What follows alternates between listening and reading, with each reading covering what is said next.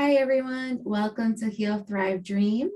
Today, I have the honor of interviewing my big younger brother, Jason Hanson. My brother has served as a police officer for multiple years. I'll get him to share how long in just a second. And now he's a medically retired police officer. Today is October 4th, and it's Domestic Violence Awareness Month. And so I wanted to pick his brain a little bit about his experiences. So Jay, thanks for being here today. Thank you for having me. Okay. So I have some questions. And if I ask you something you don't feel comfortable in answering for whatever reason, it's okay. Just say that. There's no pressure to say something if you're not allowed to. I don't know what you're allowed to share or not with your job. So the first question I have is, how long did you serve as a police officer in the state of Florida? The state of Florida, it was about 18 years total. And I was also a police officer in the military as well before that. Okay, great. Well, maybe we'll start with the military then. Do you recall having any kind of training as an officer surrounding domestic violence while serving? Yes. Every officer has to go through a minimum of 4 hours of training on domestic violence every 4 years to keep his certification current. Just like any other high liability crimes or violence, we have to stay up to date on the current laws and up to date on newest research and newest ways to try to combat domestic violence. Okay. And was it the same training as a police officer? Also 4 hours every 2 years, or every year? It's 4 hours it's 2 hours every 4 years. 2 hours every 4 years. Okay. Yeah.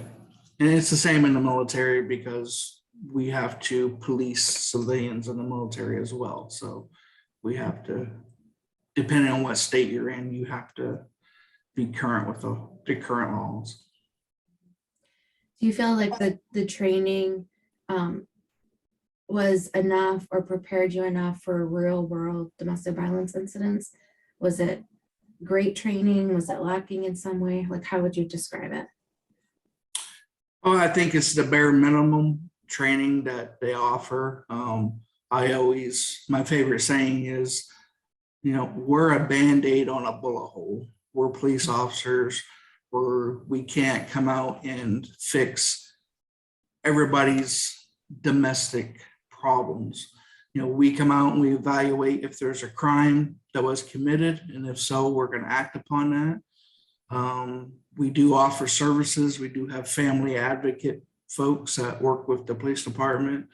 We work closely with the Women's Center here in Titusville, Florida, to help battered women find temporary lodging to get out of an abusive relationship and stuff like that. But we as police officers, we can only do so much because we can only spend so much time on the scene.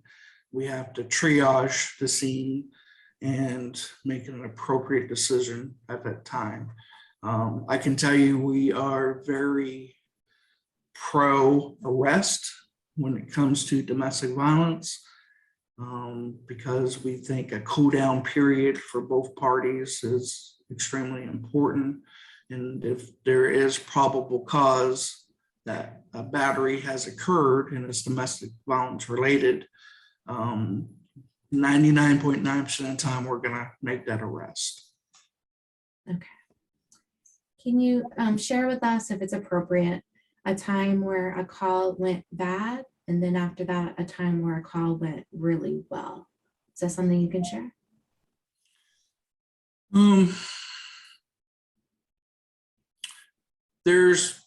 I will be very vague in what I say, but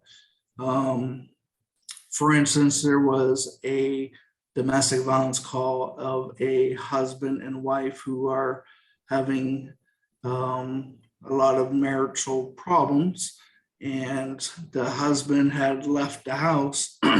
However, he was continuously telling the wife he was going to kill her. She was a nurse at our local hospital. An officer responded to her address and took a statement from her and was able to establish probable cause for the arrest of the husband for making death threats that are domestic violence related. We could not locate the husband, so the officer did what he was supposed to do and completed a charging affidavit for his arrest and placed it inside a dispatch of police department. And all the officers were aware that we were looking for him, and if we find him, to arrest him.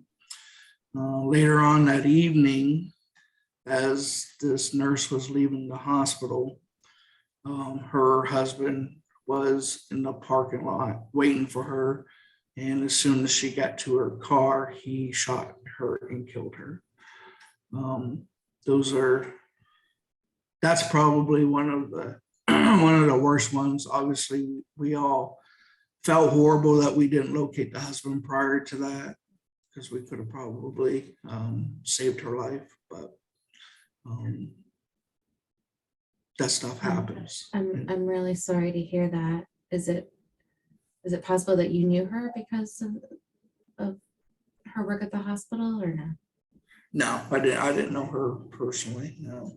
I guess that's a blessing, because that would have been even harder if you had known her. We actually had a couple calls like that. There was a second one just like that, and the husband got to his wife later on in the day, and just by chance, she was a nurse too, and he was on top of her in the parking lot, stabbing her with a knife.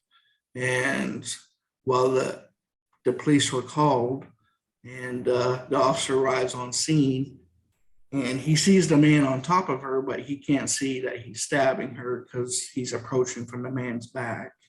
Once he got closer and saw what was going on, they were able to take the husband into custody, and that woman died on scene as well. So domestic violence is a very serious thing. The police take it very serious. Some of the good things that come out of it is being able to rehome a child that needs to be rehomed. We see that quite frequently, where parents aren't doing what they should be doing, raising a child.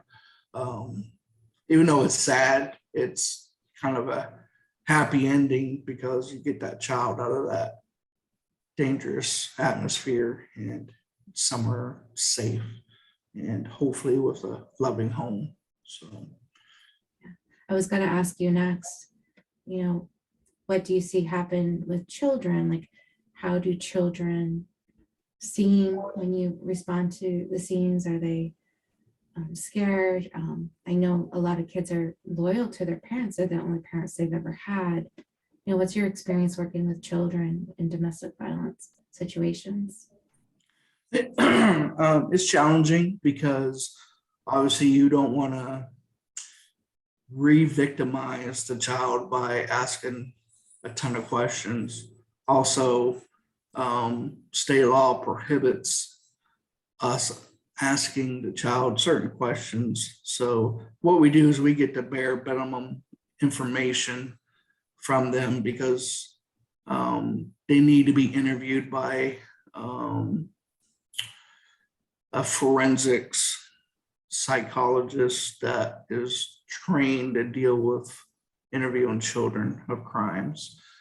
So that's what we do. We set up it's called a CPT, Child Protection Team, and they take the child to a location where the child is interviewed legally and properly.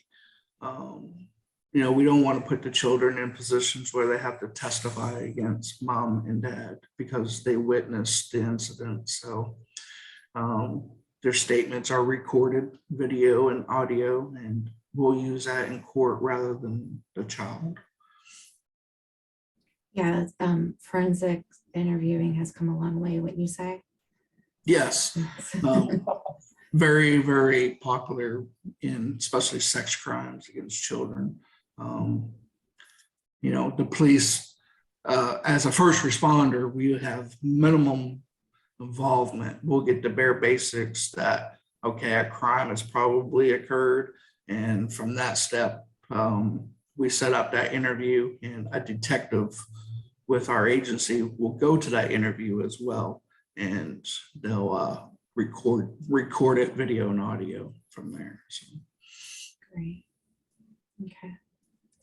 So my hope is that women and men that are involved or have a lot of conflict in their home and it's escalating, that they will do something to stop. What is it, if your voice is in the ear of the perpetrator and or the victim, any special guidance that you could give to them based on your experiences? Well, I would say that counseling, marriage counseling, is a good thing that both people should do together and probably separately as well. To women that feel like they can't leave because the man's the bread maker and brings home all the money, and if she leaves, she has nothing, that there's more choices out there. There's places that can help her and children, and don't let that be the reason to stay in a toxic relationship. We're always here to help. That's why we have the family advocate folks at our agency. That's their job. Their job is to help domestic violence victims or victims of crimes. We also have a domestic violence investigator who follows up with each domestic violence case that comes through the police department and follows up, makes sure that everybody's living and doing the proper things. If there's a no contact order in place, make sure that's being followed by both parties, and just kind of help the victim in any way they can. We also by law have to give them a domestic violence brochure that tells them their rights and their remedies as being a victim of domestic violence, which has a lot of good information on there, a lot of contact numbers, a lot of state attorneys, assistants, and all this stuff to help the victims. And you know, I think a lot of people stay in that situation because they hope and believe that things will get better, things will change. That's rarely the case. Normally, if there's violence in the home, it's going to continue to happen unless somebody intervenes and does something about it. Yes. Yeah, I couldn't agree more. All right. I really appreciate you taking time out of your day today to talk to your older little sister. Little compared to you. Not too little. Thanks for having me. I like talking about it.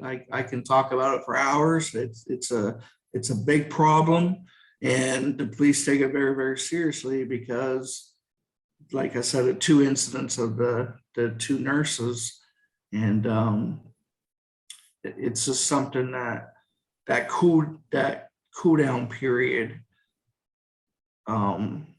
really helps people relieve some tension and could possibly save a life if you cool down and think about your actions for a minute. You make better decisions when your head's cool. So that's why that cool down period is so important.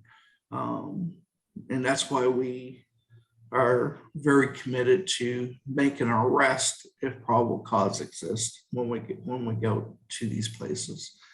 And a lot of times the other party or the victim will say, please, you know, they don't want to see that. They don't want to see the their partner get arrested and go through what the arrest process is. And but the state takes it out of the hands of the police department and forces them to do that.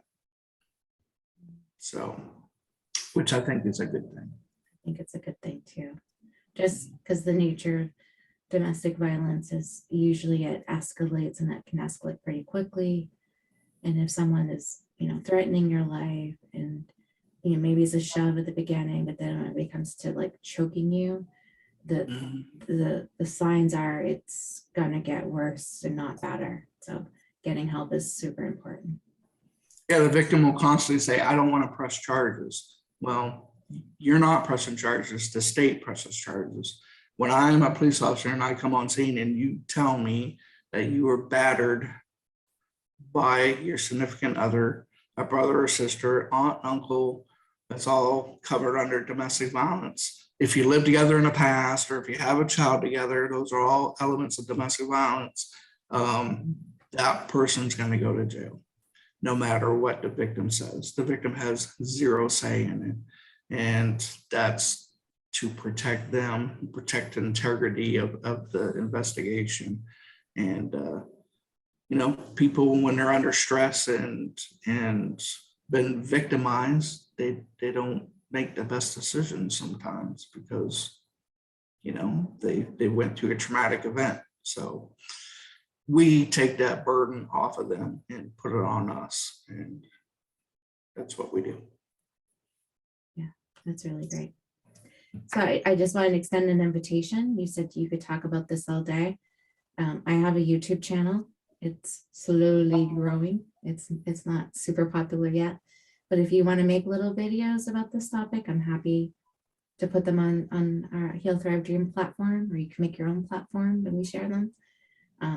If you have something to say about something that's so important as domestic violence, I think you should be saying it. So Sure. to help you have a purpose. I know you have a purpose. You've got a gorgeous family. Thank you. A lot going on. So yeah, I just wanted to extend that invitation to you. Okay. Okay. All right. Thank you for your time today. Thank you.